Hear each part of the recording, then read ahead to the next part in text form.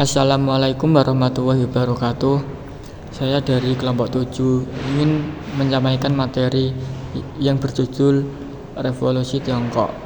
Perkenalkan, nama saya Muhammad Bagus Ramadan dan teman saya Hanum Sunia dan Septa Raya Ramadini. 1. Pemikiran-pemikiran yang melandasi revolusi Tiongkok. Revolusi Tiongkok. Kehidupan politik Tiongkok merupakan produk dari masa revolusi yang panjang dan berlangsung paling tidak dari tahun 1911 sampai tahun 1949. 1. Pemikiran-pemikiran yang melandasi revolusi Tiongkok. A. Dinasti Manchu merupakan bangsa asing.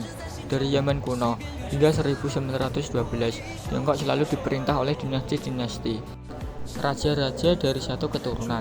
Dinasti yang terakhir adalah dinasti Manchu atau dinasti Qing 1644 sampai 1912. Dinasti ini dianggap asing oleh bangsa Tionghoa karena dinasti ini bukan keturunan bangsa Tionghoa. Dinasti Manchu berasal dari Manchuria, yaitu daerah yang berbatasan dengan Tiongkok Utara. Di bawah ini dinasti ini, Tiongkok diperintah dengan cara-cara yang kolot.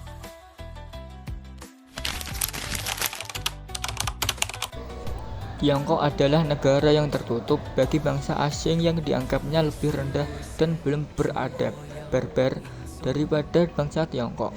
Adanya anggapan bahwa dinasti Manchu adalah dinasti asing menjadi salah satu pendorong rakyat Tiongkok untuk melawan Kaisar Ratu Cixi atau Qi, kaisar terakhir dinasti Manchu.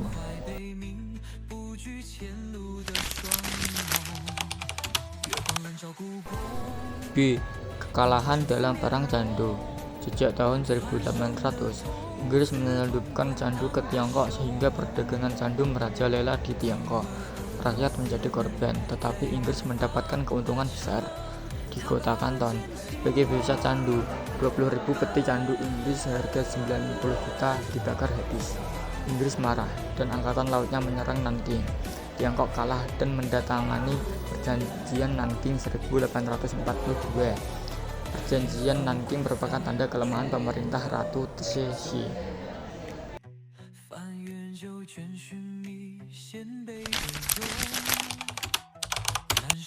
C. Paham modernisasi Tiongkok Selatan. Di Tiongkok Selatan telah masuk dan meresap paham baru dari Barat. Menurut mereka, pemberontakan bukan satu-satunya jalan untuk membebaskan diri dari bangsa asing. Bangsa asing terbukti lebih kuat karena lebih maju.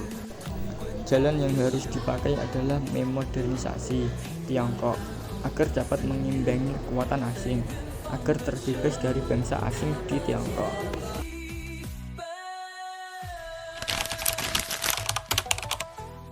Sebab timbulnya nasionalisme Tiongkok sebagai berikut. 2. Latar belakang revolusi Tiongkok. A. Lenyapnya kepercayaan rakyat Tiongkok terhadap dinasti Manchu. B. Pemerintah Manchu dianggap kolot dan telah bobrok. C. Adanya korupsi dan pemborosan yang merajalela, terutama di kalangan istana Manchu. D. Kekalahan Tiongkok dalam Perang Tiongkok-Jepang 1. E. Munculnya kaum intelektual Tiongkok. Mereka telah mengenal paham-paham Barat seperti liberalisme, nasionalisme, dan demokrasi.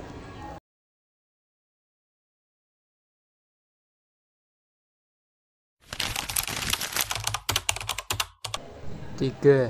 Tragedi sebelum revolusi Tiongkok. A. Perang Candu. Pada tahun 1800, Inggris berhasil masuk ke negara Tiongkok. Inggris menjual candu kepada pemuda Tiongkok sehingga para pemuda Tiongkok menjadi rusak. Candu yang menjadikan orang ketagihan untuk memakainya membuat Inggris menjadi untung besar. Melihat keadaan tersebut, membuat Kaisar Tao Kuang 1820 sampai 1850 mengangkat seorang komisaris tinggi, yaitu Lin Tse-shui pada tahun 1839 untuk memberantas dan menantang perdagangan candu. Pengangkatan komisaris tersebut langsung bertindak cepat untuk memberantas candu dengan cara membakarnya. Akibat tindakan Kaisar Tao membakar candu tersebut, membuat Inggris marah dan melakukan perlawanan pada tahun 1839 sampai 1842 yang disebut dengan Perang Candu. Dalam peperangan tersebut, Tiongkok mengalami kekalahan sehingga Tiongkok harus menandatangani Perjanjian Nanking 1842 yang isinya sebagai berikut.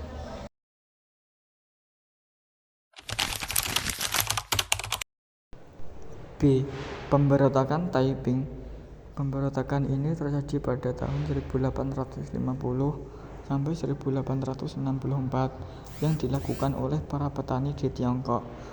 Pemimpin dari pemberontakan ini bernama Hung Xiuquan yang mengangkat dirinya sebagai Taiping Tin Kuo yang berarti kerajaan surga dan damai abadi.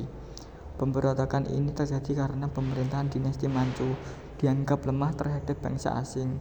Kemiskinan yang diderita rakyat semakin parah dan keinginan rakyat untuk membangun masyarakat baru yang bahagia.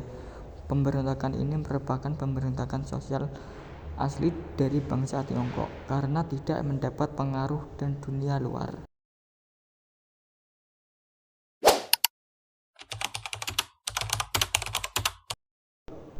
Kelompok Boxer.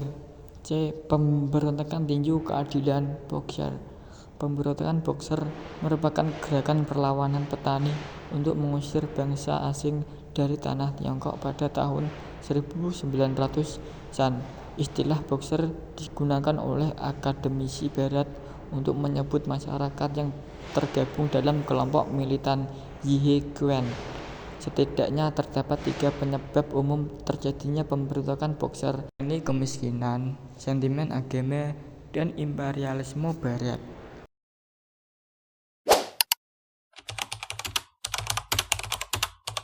Kelompok Boxer pada tahun 1900 sampai 1901 di Tiongkok Utara muncul pemberontakan yang dinamakan dengan pemberontakan tinju keadilan. Dalam pemberontakan ini, Ratu Teshiji, kaisar resmi Tiongkok, dan Jenderal Yuan Shikai ikut dalam pemberontakan. Akibat dari pemberontakan ini, daerah Peking dikuasai oleh bangsa asing dan Tiongkok harus mengganti rugi akibat pemberontakan tersebut. Hasil ini dituangkan ke dalam Boxer Protocol. Kekuasaannya jatuh ke tangan bangsa asing. Mereka kemudian berniat akan membagi-bagi Tiongkok di antara mereka. Tiongkok sebagai negara merdeka, Amerika protes terhadap pembagian Tiongkok ini, karena ini berarti akan adanya monopoli oleh bangsa asing. Pemenang pemberontakan Boxer, Ratu Teshije, sadar bahwa bangsa asing tidak dapat ditolak dengan kekerasan senjata, karena Tiongkok sendiri masih lemah. Jika Tiongkok tidak mau dijajah, maka Tiongkok harus mempunyai kedudukan yang kuat, dan ini dapat dicapai dengan jalan modernisasi negara Tiongkok.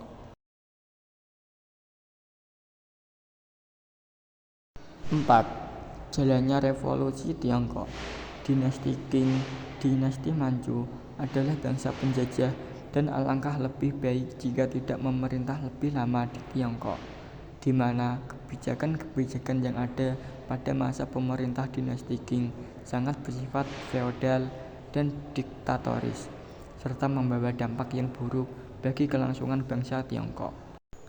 Akhirnya, Dr. Sun Yat-sen berhasil mengalahkan imperium dinasti Qing dan mulailah terjadi perubahan sistem pemerintahan di Tiongkok yang lebih dikenal dengan Revolusi Tiongkok yang dimulai pada tahun 1911.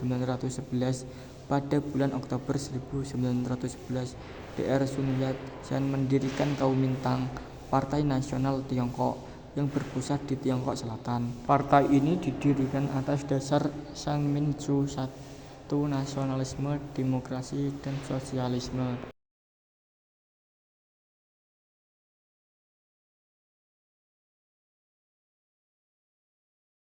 Pada tanggal 10 Oktober 1911 mengumumkan berdirinya Republik Tiongkok dan Nanking sebagai ibu kotanya.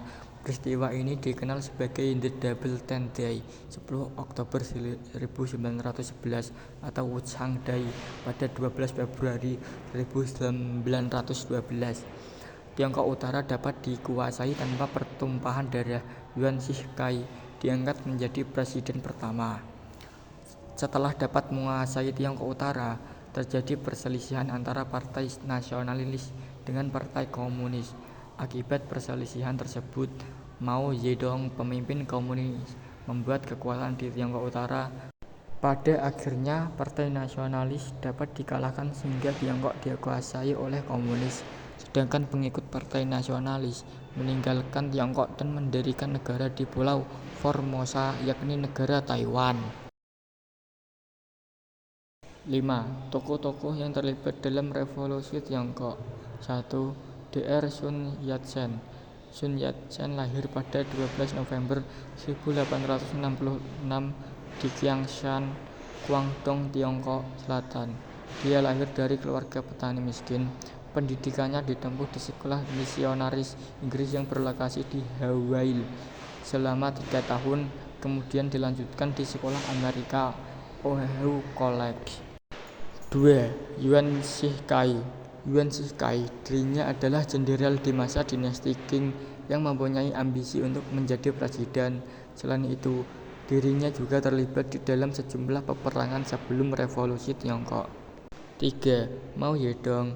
Mao Zedong menjabat sebagai ketua Partai Komunis Tiongkok mulai 1935 sampai 1976 dan ketua Republik Rakyat Tiongkok dari 1949 sampai 1959.